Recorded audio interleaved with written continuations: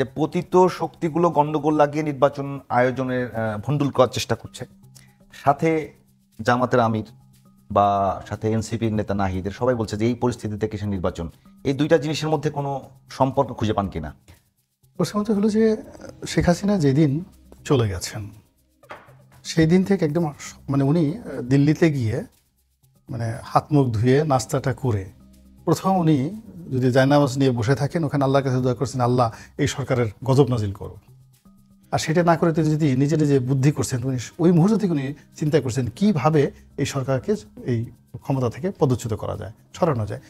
এটা বোঝার জন্য রকেট সায়েন্স জানার দরকার নাই, বড় বিজ্ঞানী হওয়ার দরকার নেই, এটাই স্বাভাবিক। তো যেটা এই বাংলাদেশের সকল আমজনতা, সাধারণ আমজনতা 2024 সনের আগস্ট মাসের 5 তারিখ সন্ধ্যার সময় বুঝতে পেরেছে যে আওয়ামী লীগ ফিরে আসার জন্য সর্বশক্তি নিয়োগ করেছে এবং তাদের 35% যাকে বলা হয় ম্যান পাওয়ার, ভোটার এবং অলমোস্ট দেশের জিডিপির 60% যারা নিয়ন্ত্রণ করে টিল নাও এখন পর্যন্ত, তারা এই তাদের বিপুল অর্থনৈতিক শক্তি এবং জনশক্তি নিয়ে তারা এই সরকারকে এক মুহূর্ত শান্তিতে থাকতে দেবে না। এমনকি আগামীতে যদি কোনো নির্বাচিত সরকার আসে তাদেরকে তারা শান্তিতে থাকতে দেবে না। এটা তো খুব সাধারণ ব্যাপার। এটা নিয়ে বলার মধ্যে তো ডক্টরেট ডিগ্রি লাগে না, এটা বলার জন্য একজন ডক্টর ইউনূস হওয়া লাগে না, এটা ডক্টরেট এটা বলার জন্য নোবেলের শান্তি পুরস্কার পাওয়া লাগে না। এটা আমার ড্রাইভার বলতে পারে, আমার পিওনও বলতে পারে যে এটাই বাস্তবতা। তো এই কথাটা উনি এতদিন পরে কেন বললেন, কি জন্য বললেন? আচ্ছা না, আবার আপনি একই প্রশ্ন করলেন যে এই কথাটা তো 2024 সনের 2024 সনের আজ থেকে 1 বছর আগে 2024 সনের একেবারে আগস্ট মাসের 5 তারিখ বিকাল। আমি যদি আপনাকে অ্যাড করি যে আওয়ামী লীগের অনেকগুলো নেতা বিদেশে বিভিন্ন জায়গাতে কথা বলছে, তারা কিন্তু বারবারই বলছে যে একটা সুষ্ঠু নির্বাচন হোক, আমাদেরকে অংশগ্রহণ করার সুযোগ দেওয়া হোক। মানে প্রথমত হলো যে তারা তো নির্বাচন ভণ্ডুলের কথা এরকম কিছু কথা বলেছে মনে হয় না। আপনাকে বিনয়ের সাথে বলে যে এগুলো তো রাজনীতি, ওনার যে কথাগুলো বলছেন সেগুলো হলো রাজনীতি। আর প্র্যাকটিক্যালি যেটা কাজ করছে সেটা হলো যে তারা আবার ক্ষমতা ফিরে পাওয়ার জন্য, সিআর ফিরে পাওয়ার জন্য শেখ হাসিনা তারা দুটো কথা বলছে। একটা হলো আবার নির্বাচন হবে, আমাদের সুযোগ দেওয়া হোক রাজনীতি করার জন্য, এই একটা গ্রুপ। আর একটা গ্রুপ বলছে যে এখনও শেখ হাসিনা বাংলাদেশের বৈধ প্রধানমন্ত্রী, ভারত তাদেরকে এনে ওখানে বসায় দেবে।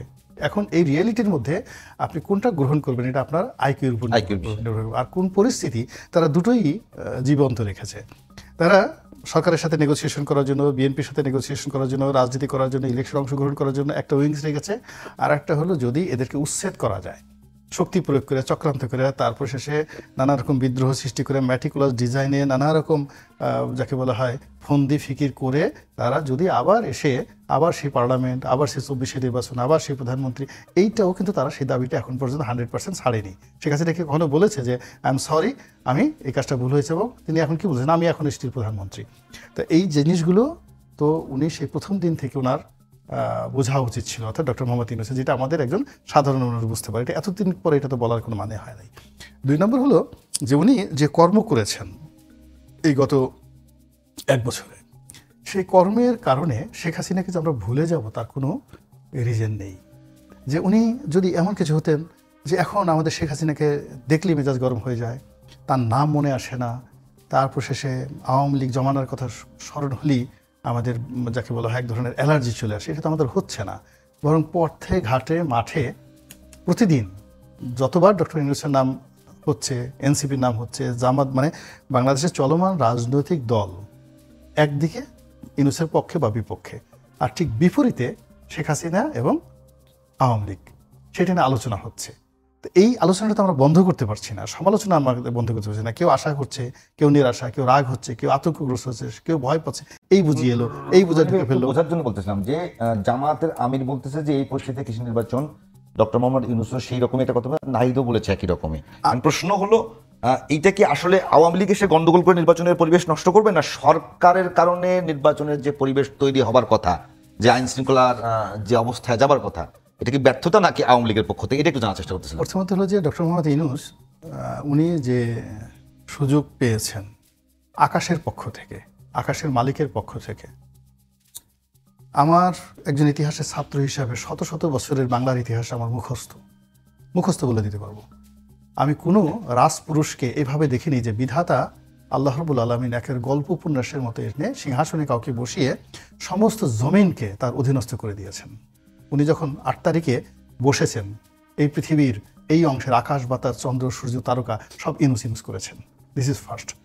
সেকেন্ড থিং হলো মানুষের মনে সমস্ত রাজনৈতিক দল একটা মহব্বত পয়দা করে দিয়েছিলেন। উনি যা বলেছেন সবই আমাদের কাছে একটা অমৃত মনে হয়েছে। উনি মিথ্যা কথা বলতে পারেন না, উনি ছলচাতুরি করতে পারেন না। He is a gentleman, he is a pious man, he is a good man, he is a aged man, he is a Nobel laureate.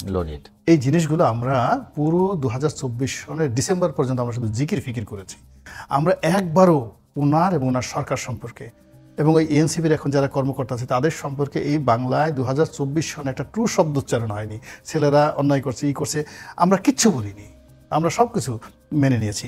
এই সুযোগকে কাজে লাগিয়ে তারা যদি পলিটিক্যালি আওয়ামী লীগকে চিরজন্মের জন্য তাদের কবর দিতে পারতো, যদি তারা ম্যাচিউরড হতো 2024 সনে, 2025 সনে এসে আওয়ামী লীগের জুজুর ভয় দেখানোর, মানে আমাদের দেশে হলো কি ধরেন হিটলারের পরাজয় হয়েছে, মুসলিমের পরাজয় হয়েছে, তাদের নামও কিন্তু আসেনি, তাদের নামও এখন ওখানে কেউ নেয় না। আমরা এখানে বসে নেই, কিন্তু জার্মানি গিয়ে দেখেন হিটলার, নাৎসি পার্টি, এটি নিয়ে কোনো আলোচনায় নাই। তো এখানে আমরা সেই 2024 সনের মধ্যে সবাই যেখানে ধরে নিয়েছি there is no Sheikh Hasina, there is no Awami League, nothing, without Awami League, without Sheikh Hasina, আমরা একটা বিকল্প বাংলাদেশের কথা সবাই কল্পনা করেছি। এর মধ্যে কারো অসততা ছিল না, এমনকি আওয়ামী লীগের যারা বাংলাদেশে ছিল তারাও বলছে না জীবনে আর এটা হবে না।